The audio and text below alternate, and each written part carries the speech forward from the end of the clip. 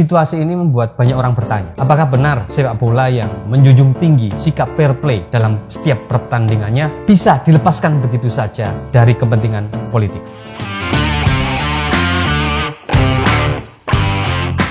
Sebelum kita bahas lebih lanjut mengenai politik sepak bola, ada baiknya saya akan coba perkenalkan sebuah tempat jajan baru yang berada di Kota Semarang, Jawa Tengah. Namanya Cafe Coffee Me.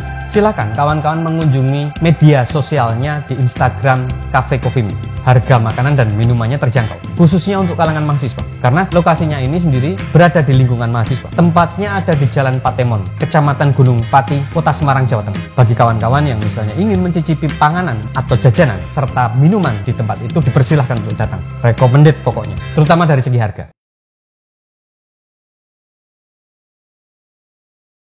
Indonesia tengah dirundung masalah, terutama dalam soal olahraga, khususnya di bidang sepak bola. Tragedi Kanjuruhan yang memakan korban jiwa dan tercatat sebagai tragedi terburuk dalam dunia sepak bola, penyelesaian kasus hukumnya juga masih menyisakan pertanyaan serta mendapatkan banyak kritikan. Belum lagi soal perhelatan Piala Dunia U20 di Indonesia. Ini dimulai dari beberapa politisi dan pemimpin daerah yang menolak timnas Israel bermain di Indonesia. Berdasarkan situasi yang berkembang, FIFA sebagai otoritas tertinggi sepak bola dunia kemudian membatalkan Indonesia sebagai tuan rumah Piala Dunia U20.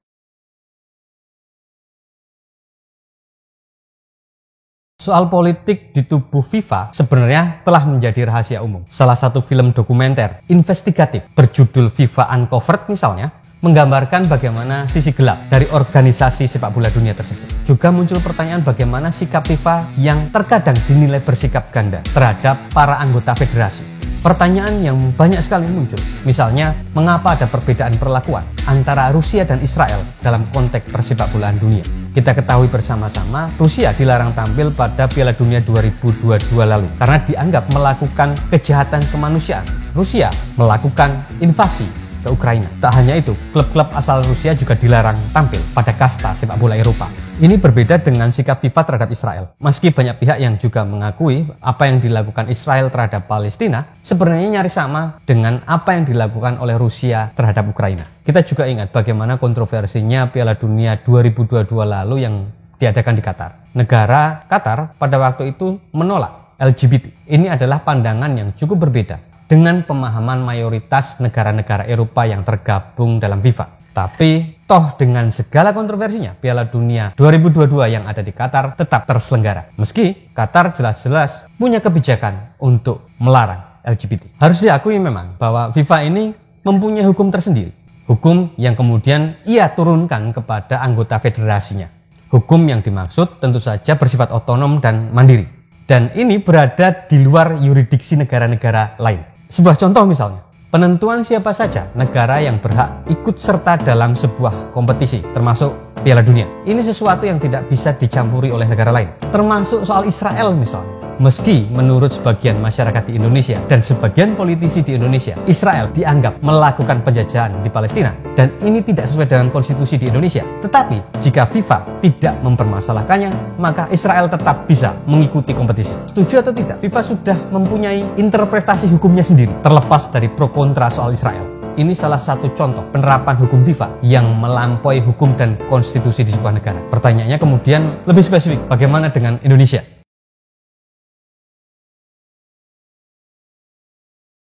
Kita ambil sesuatu yang paling mudah dan paling baru. Adalah contoh nyata bagaimana para politisi dan beberapa pemimpin daerah yang menolak kedatangan tim Israel ke Indonesia.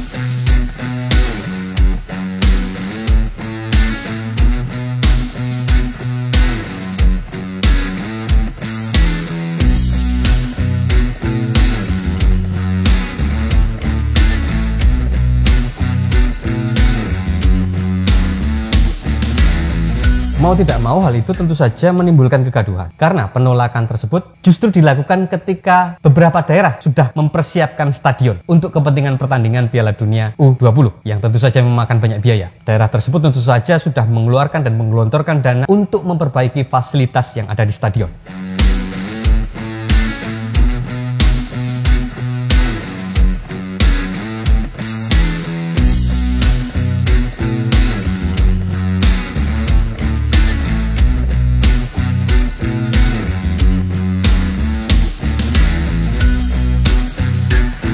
Padahal kita juga sama-sama paham bahwa sebelumnya beberapa pemimpin daerah yang menolak kedatangan timnas Israel tersebut telah menyatakan persetujuannya atau gentleman agreement agar lokasinya bisa dipergunakan untuk perhelatan Piala Dunia U20. Ya, terlepas dari siapa yang benar dan siapa yang salah, ketika kemudian rame-rame politisi menolak timnas Israel untuk datang ke Indonesia, tentu saja membuat kegaduhan tersendiri. Dan apalagi ketika kemudian FIFA memutuskan untuk mencabut Indonesia sebagai tuan rumah Piala Dunia U20, kemudian para politisi atau pemimpin daerah itu berucap dan berharap agar Piala Dunia U20 tetap tersenggala di Indonesia. Sesuatu hal yang cukup unik, cukup aneh. Hal yang mungkin menjadikan masyarakat berkerut kening dan mempertanyakan berbagai pendapat tersebut. Ini salah satu tanda dan bukti bagaimana kemudian politik masuk ke dalam ranah sepak bola di Indonesia. Hal yang juga paling mudah bisa kita lihat adalah bagaimana konteks kepemimpinan di PSSI, termasuk pemilihan ketua. Kita bisa melihat mayoritas ketua PSSI dipimpin oleh mereka yang dekat dengan pemerintah atau malah bagian dari pemerintah itu sendiri. Dan kebanyakan dari mereka juga politisi. Jika tidak politisi, maka ia adalah pensiunan TNI atau Polri. Mulai misalnya dari ketua PSSI pertama, yaitu Suratin Sosro Sugondo.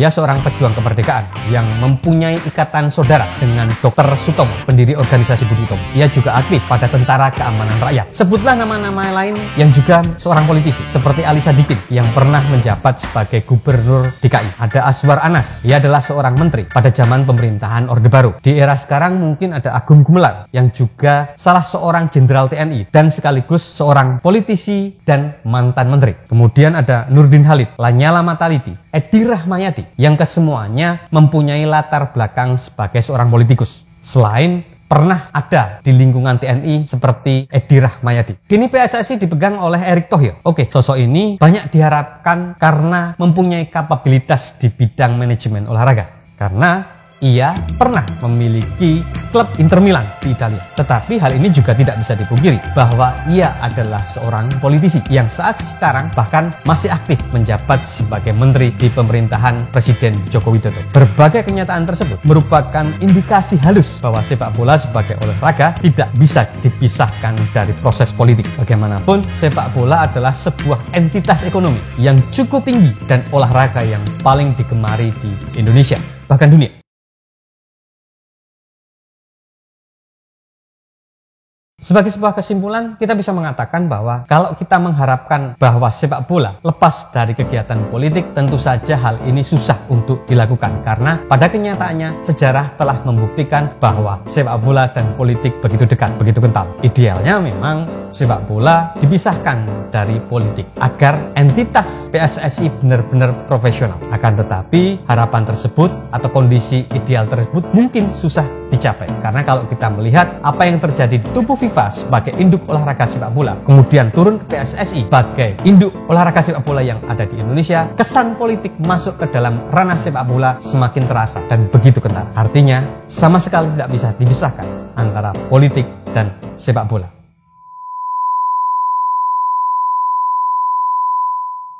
Begitu kawan-kawan, terima kasih sudah menyimak. Jika ingin diskusi, jika ingin memberikan kritik, silahkan tulis di kolom komentar. Sampai jumpa.